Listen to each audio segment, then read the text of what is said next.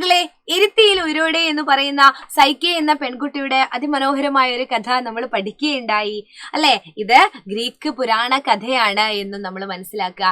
ഈ ഒരു കഥയില് സൈക്കെ എന്ന പെൺകുട്ടി മാത്രമാണ് ഉള്ളത് കഥാപാത്രങ്ങളായിട്ട്. ആരൊക്കെയാ ഉള്ളതെന്ന് നമുക്കൊന്ന് നോക്കാം. ആരാണ്? സൈക്കെ എന്ന പെൺകുട്ടിയുണ്ട്.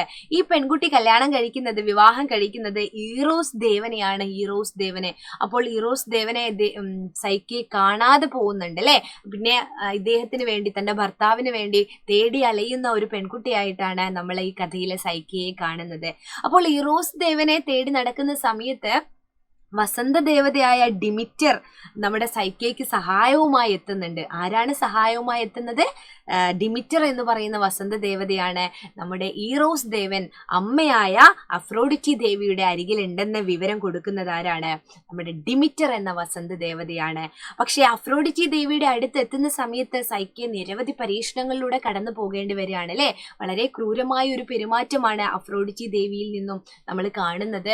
വിവിധ തരത്തിലുള്ള പരീക്ഷണങ്ങൾ സൈക്കയെ നേരിടേണ്ടി വരുന്നു. ഒടുവിൽ സൈക്കയ്ക്ക് തന്റെ ഭർത്താവായ ഈറോസ് ദേവനെ ലഭിക്കുന്നതാണ് കഥ. അപ്പോൾ ഈ കഥാപാത്രങ്ങളെയെല്ലാം നമ്മൾ എന്ത് ചെയ്യാം? ഓർത്തു വെക്കുക. സൈക്കെ, ഈറോസ് ദേവൻ, അഫ്രോഡിറ്റി ദേവി, ഡിമിറ്റർ വസന്തദേവത എന്നിവരാണ് ഈ കഥയിലെ പ്രധാന കഥാപാത്രങ്ങൾ.